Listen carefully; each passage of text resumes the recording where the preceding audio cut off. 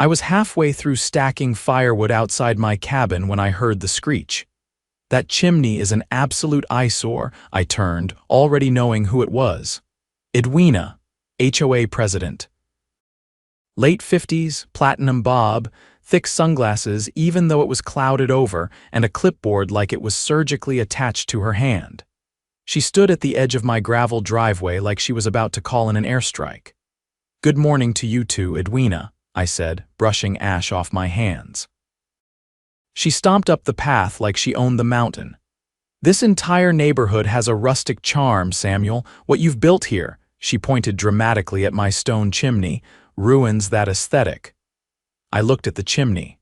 Solid fieldstone, hand-laid, matched the rest of the cabin. It wasn't even new. I built it 5 years ago, right after buying the place in Timber Hollow, a small mountain neighborhood just outside of Asheville. I'd submitted the plans, followed the HOA's guidelines to the letter, and got written approval. "You're talking about the chimney that's been here since 2018, I asked, keeping my tone polite. "The one your board signed off on," her nostrils flared, and she blinked hard like she hadn't expected me to remember that. "That was before I took over as president," she snapped. "And I've reviewed the design standards," I cut her off. "And yet, the bylaws say any previously approved structures are grandfathered in. You'd know that if you read them." She froze. I could see her brain working overtime behind those oversized sunglasses. Then she pulled a folded paper from her clipboard and shoved it at me. "This is an official notice of violation. You have 15 days to remove or alter the chimney to comply with updated design codes." I took the paper, unfolded it, and read it. The letterhead was real, sure, but the signature. Not the architectural committee's. It was hers, alone, no vote, no record, no process. "You do realize you can't unapprove something just because you don't like it, right?" I said. Edwina snorted. "I am the board president. If something doesn't fit the community standards, I will see to it that it's corrected, regardless of who approved what in the past." I almost laughed. "And if I don't, I'll start fines, daily, retroactive, starting today." She turned sharply and marched down the path. "You'll be hearing from us." I watched her go, then looked back at my chimney, a literal stone tower of evidence that she was full of it. I wasn't just some clueless cabin dweller. I was a contractor by trade, and before that, I worked 6 years for the county zoning office. I knew how paper trails worked. I knew what boards could and couldn't do. And most importantly, I kept copies of everything. I headed inside, grabbed the binder from my filing cabinet, and flipped to the tab labeled HOA Approvals. There it was, signed minutes from a board meeting in April 2018. Approval for the construction. Names, dates, signatures. Edwina had just tried to rewrite history. And she'd done it wrong. I wasn't going to just sit back and let her turn my chimney into some kind of HOA trophy kill. She wanted a fight. She just picked the wrong guy to mess with. I spent that evening scanning copies of everything in the binder minutes, approvals, construction photos with timestamps, even the receipts for the stone I'd hauled in myself. Then I uploaded the whole file to a shared drive and made a second backup on a thumb drive. I wasn't just covering my bases. I knew Edwina wasn't the type to back off because of a few documents. She'd dig in, double down, and try to make an example out of me. People like her didn't like being proven wrong. They saw it as a challenge. The next morning, I didn't have to wait long.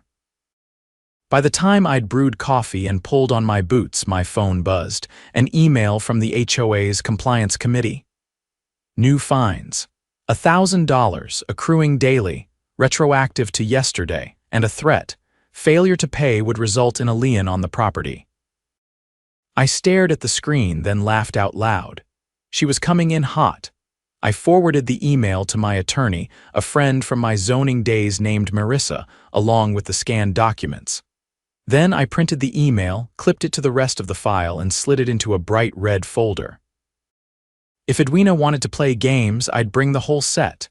At noon, I drove down the hill to the Timber Hollow Community Center. The monthly board meeting was scheduled for that evening, but I wanted to get a good look at the lay of the land. Sure enough, the lot was already half full. Edwina's white Lexus was parked diagonally across two spots, like it was allergic to parallel lines. Inside, the main hall was decked out with folding chairs and a long plastic table up front with name cards for the board. A fresh banner reading, "Preserve the Hollow's Charm," hung above the stage. I spotted Hank Ramirez in the back sipping from a thermos and eyeing the setup like it might explode. "Sam," he said, nodding as I walked over. "Heard you got hit." "She thinks she can rewrite the bylaws," I replied, lowering my voice. "You notice anything off lately?" He leaned forward. 3 people got fines this week, all for stuff that's been there for years. My split rail fence, built in '06, now apparently it's a safety hazard. That come with a $1,000 price tag too, $800, but yeah, same threat about a lien. I scanned the hall. A few more residents had trickled in, some I knew by name, others just familiar faces from mailbox run-ins. I saw at least 2 more flipping through bright yellow violation slips. Something was off. This wasn't just personal anymore. By 6:30, the room was packed. Edwina swept in last, trailing 2 younger board members, both in matching navy jackets with Timber Hollow patches sewn on the sleeves. She didn't acknowledge anyone, just walked straight to the front, set down her clipboard, and tapped the mic. "Good evening, everyone. As your elected board president, I want to begin by addressing the growing concern over neighborhood aesthetics. It has come to our attention that several properties have deviated significantly from the original vision of Timber Hollow." Murmurs rippled through the crowd. "We are initiating a community-wide review of structures, landscaping, and exterior features to ensure compliance with the updated architectural standards." She paused, scanning the room like a queen surveying peasants. "This is about preserving value, not punishing residents. Those receiving fines have ample opportunity to correct violations." I stood. "Question for the board," I said, holding up my red folder. "What process was followed to update the architectural standards?" Her expression tightened. "Changes were reviewed and approved by the board." "Which board?" "Because the last published standards are from 2020 and there's no record of amendments since then. That's internal documentation, not subject to public distribution." I opened the folder and pulled out the printed bylaws.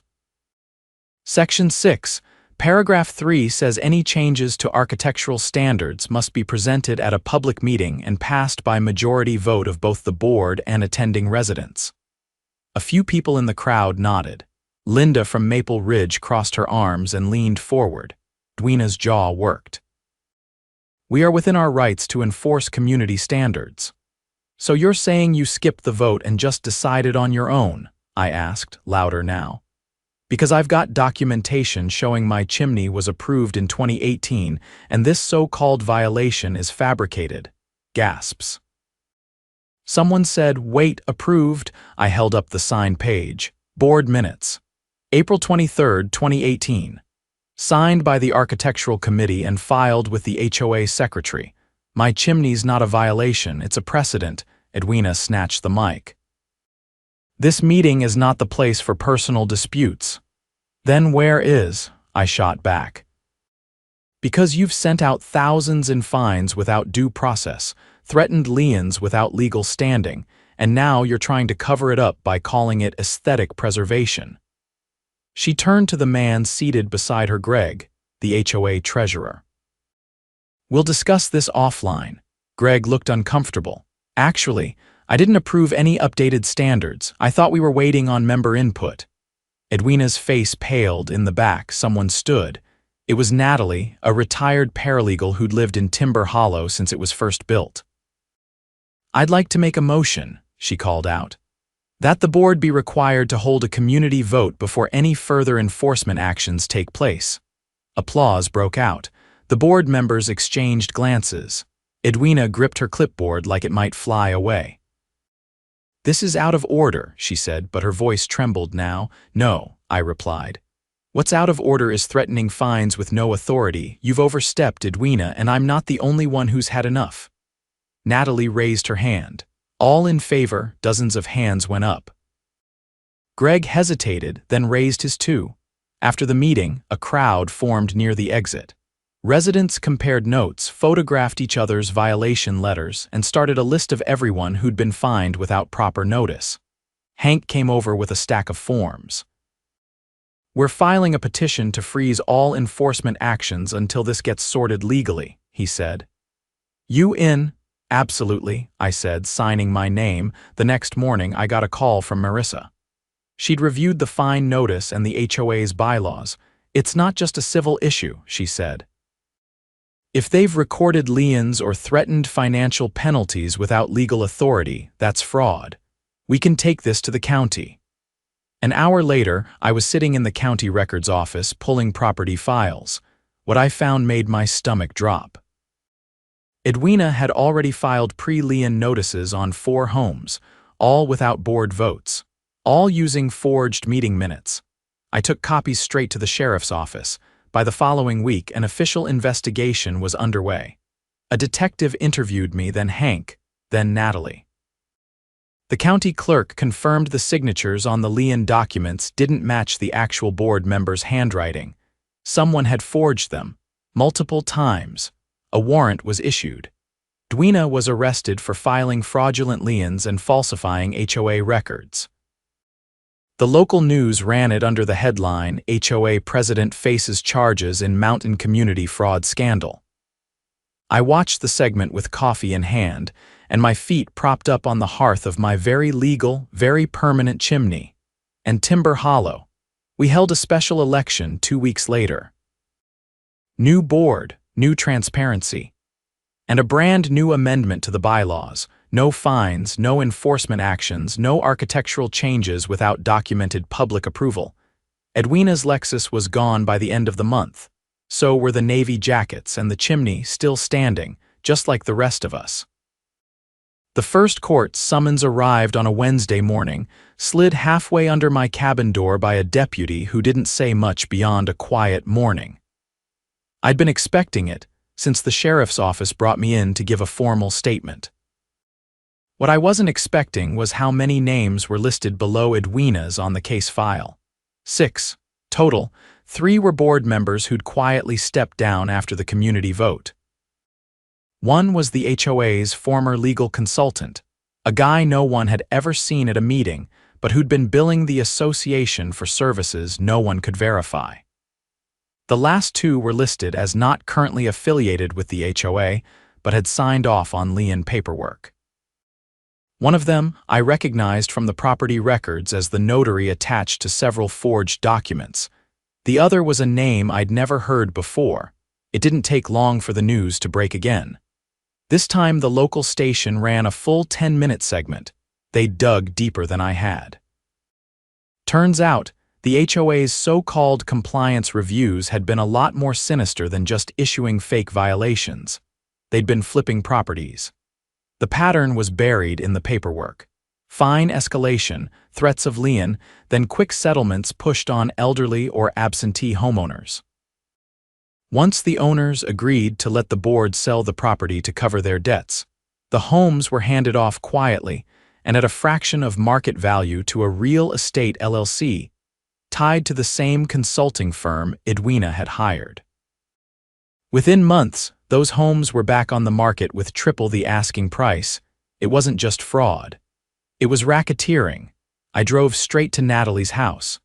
She'd been indexing the HOA's public filings since the board turnover, and her living room looked like a small town archive. Boxes of receipts, printed emails, and meeting minutes stacked wall to wall. "They put a lien on Harold's place," she said as soon as I walked in, not even looking up from the ledger she was scanning. "You know the red frame out by the creek? Didn't he move to Florida last year?" I asked. "He thought he did," she said, pulling a manila folder and flipping it open. But Edwina filed a non-responsive complaint against the property right after he left, claimed he'd abandoned it and owed over $14,000 in fines. I sat down across from her. "That's not even legal. Tell that to the county," she said, handing me a stamped deed transfer.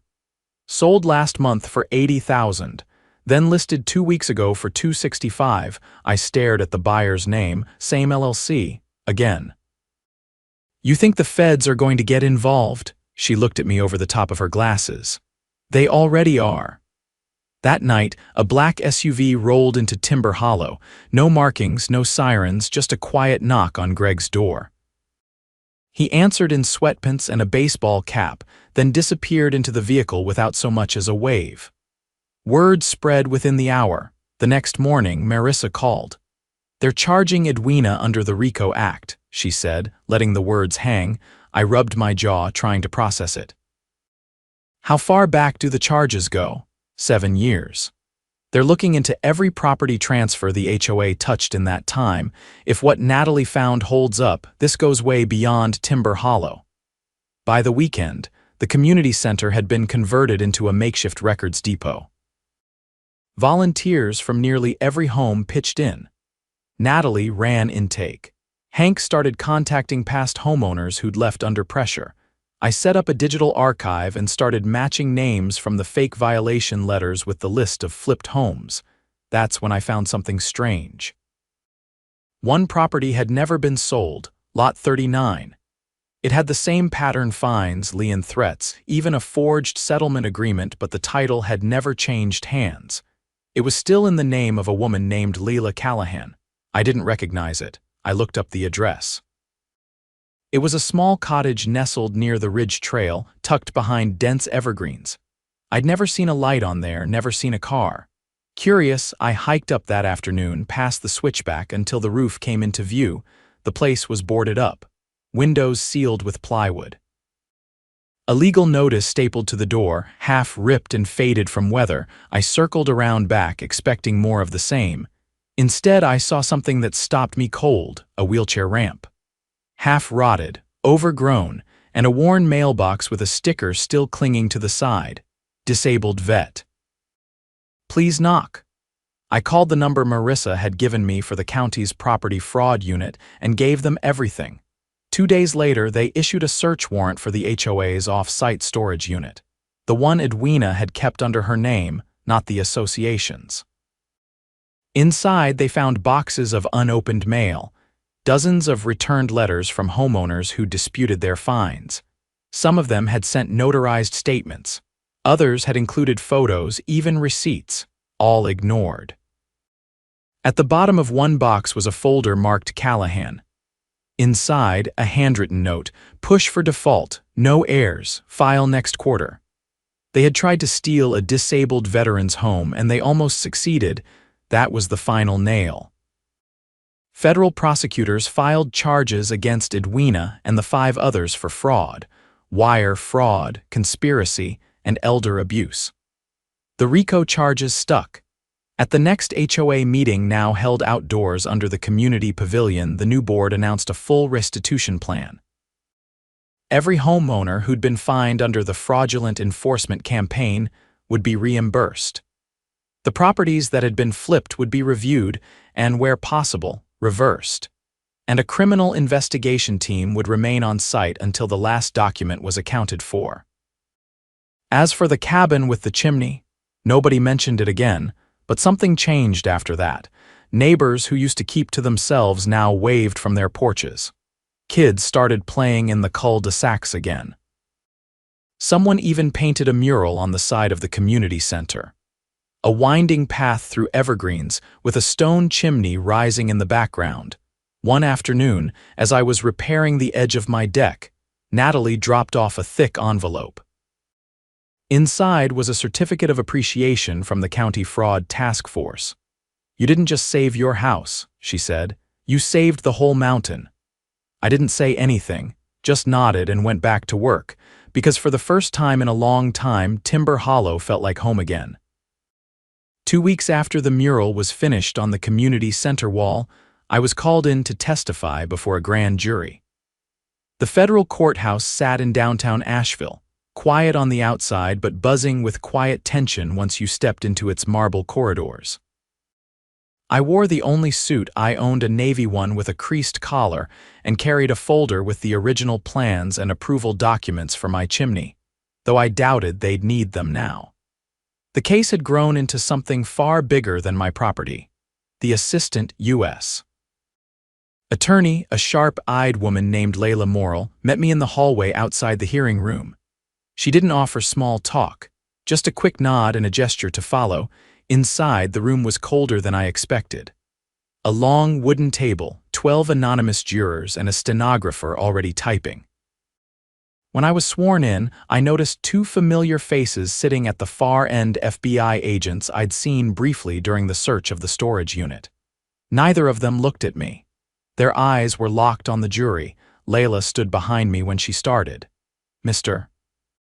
Grayson, can you describe the first time you received a violation from the Timber Hollow Homeowners Association regarding your chimney? I answered clearly. It was hand-delivered by Edwina Trask in early spring. She claimed it violated updated design standards. And had you made any changes to the structure in recent years? None. It was built in accordance with the original plans submitted and approved 5 years earlier. Do you have documentation of that approval? Yes. I handed it over.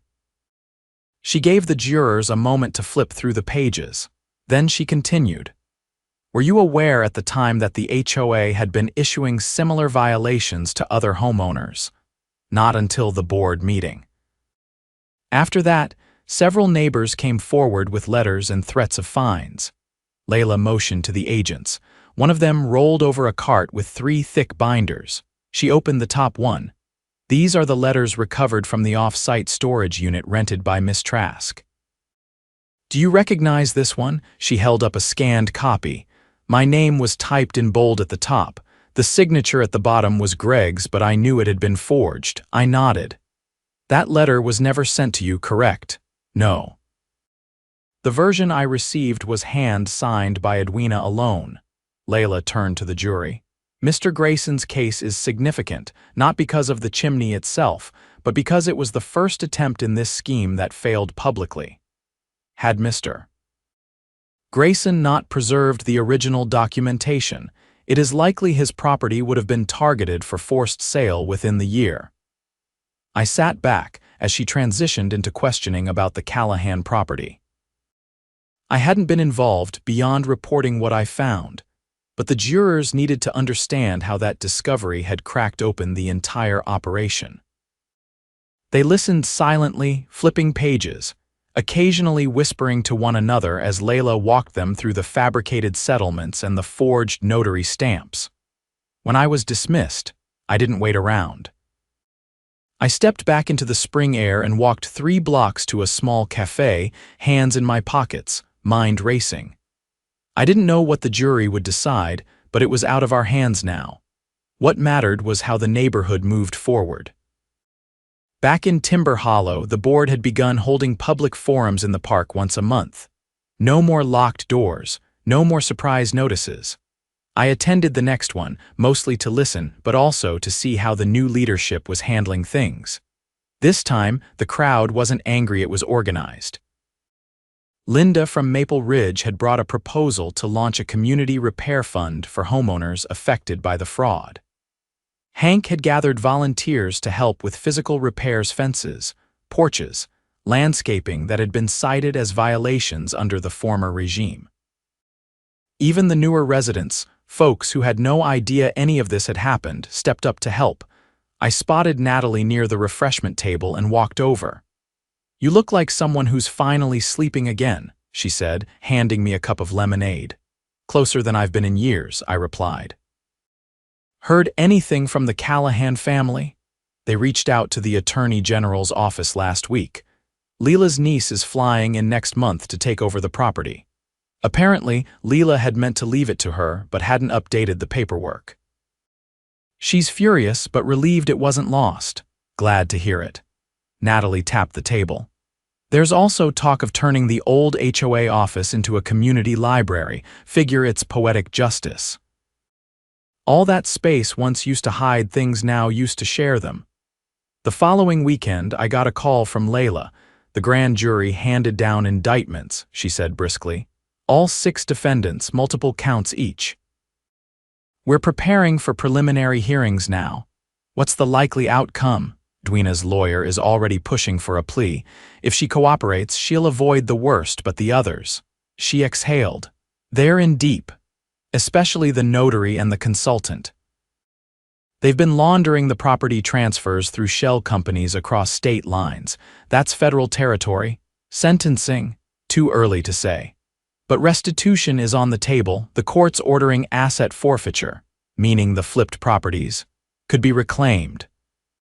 Or at the very least, the profits returned to the original owners. I hung up and sat on my porch for a long time, watching the ridge trail sway in the wind. There was a stillness to the trees that hadn't been there before. Not silence, just a kind of peace. Over the next month, demolition crews arrived to clear out the last of the illegally built compliance fences. New signage went up along the trails, showing the community's revised charter and a map of the protected zones. A group of teenagers painted colorful arrows to mark the new bike paths. The community, once afraid of its own rules, had taken ownership in a way it never had before. At the final court hearing, I sat in the back row of the gallery beside Hank and Natalie. Edwina stood before the judge in a gray suit, her hair pulled back, voice shaking. She pled guilty to conspiracy and wire fraud. The judge accepted a reduced sentence in exchange for full cooperation in identifying additional parties involved in the property flipping scheme. Her sentence, 5 years with eligibility for parole in 3. The court also ordered her to pay back over $300,000 in restitution, every cent she'd gained through fraudulent fines and forced sales. The others weren't so lucky. The notary received 7 years. The consultant got 10. 2 former board members were sentenced to 4 years each, and the last fled the state but was picked up in Missouri a week later. Outside the courthouse, a reporter tried to interview me, but I declined. I'd said everything I needed to in the documents, the testimonies, and the meetings. This wasn't about being seen. It was about making sure no one could do it again. Back in Timber Hollow, the community threw a celebration the following Saturday. Tables lined the main road, potluck style. Someone grilled elk burgers. A local bluegrass band played under the pavilion. Kids darted between balloon arches, and someone finally fixed the old swing set near the creek. Toward the end of the evening, Natalie raised a toast with a mason jar of sweet tea in hand. To everyone who stood up, stayed loud, and didn't back down, she said. The crowd cheered. I sat back on the bench near the edge of the field, watching the last rays of sun catch on the mural wall. The stone chimney in the painting stood tall in the center. Someone had added a line under it in careful script, built to last. It was the only time I saw anyone clap just for a chimney.